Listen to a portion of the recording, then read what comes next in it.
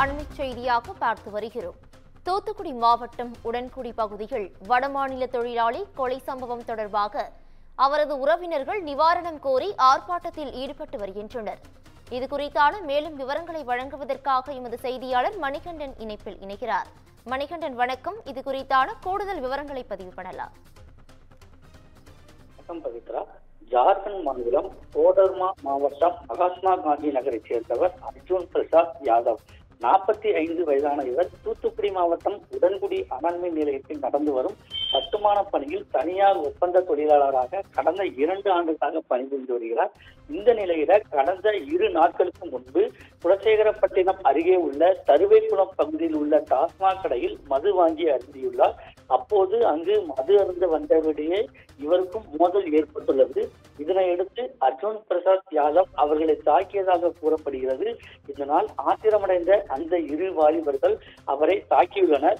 இதனைத் தொடர்ந்து வட மாநில தொழிலாளியான அர்ஜுன் பிரசாத் யாதவ் இவர் பணி செய்யும் அதிகாரி ஜெகதீசன் என்பவருக்கு செல்போன் மூலம் தகராறு என்று கூறியுள்ளார். அதனைத் தொடர்ந்து அவரை தொடர்பு கொள்ள இயலாததால் அதிகாரி குலசேகரப்பட்டினம் போலீசாருக்கு தகவல் தெரிவித்துள்ளார். போலீசாரும் அவரை பல இடங்களில் தேடியும் கிடைக்கவில்லை. இந்த நிலையில டாஸ்மாக் கடை பாருக்கு பின்புறம் வைத்து வடமாநில தொழிலாளி கொலை செய்து உடலை எரித்தது தெரிய வந்தது.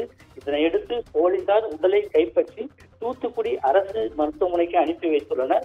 வடமாநில தொழிலாளி எரித்து கொலை செய்யப்பட்ட சம்பவம் தொடர்பாக அவரது குடும்பத்தினருக்கு அவர் பணிபுரியும் நிறுவனம் உரிய நிவாரணம் வழங்க வேண்டும் உள்ளிட்ட பல்வேறு கோரிக்கைகளை வலியுறுத்தி உடலை வாங்க மறுத்து அவர் பணிபுரிந்த டெக்ஸ்டைல் நிறுவன பணியாளர்கள் ஆயிரக்கணக்கானோர் வேலைக்கு செல்லாமல் உள்ளிருப்பு போராட்டத்திலும் ஈடுபட்டு வருகின்றனர். இன்று 300க்கும் மேற்பட்ட பணியாளர்கள் அனல்மின் நிலையத்தில் பணிபுரியும் 4500க்கும் மேற்பட்ட பணியாளர்களை உள்ளே விடாமல் நுழைவு வாயில் முன்பு போராட்டத்தில் ஈடுபட்டு வருகின்றனர். போராட்டத்தில் ஈடுபட்டு வருபவரிடம் கூடுதல் டிஎஸ்பி மதன், திருச்செந்தூர் டிஎஸ்பி மகேஷ்குமார் மற்றும் போலீசார் பேச்சுவார்த்தையில் ஈடுபட்டு வருகின்றனர். இதன் காரணமாக அங்கு 100க்கும் மேற்பட்ட போலீசாரும் குவிக்கப்பட்டுள்ளனர்.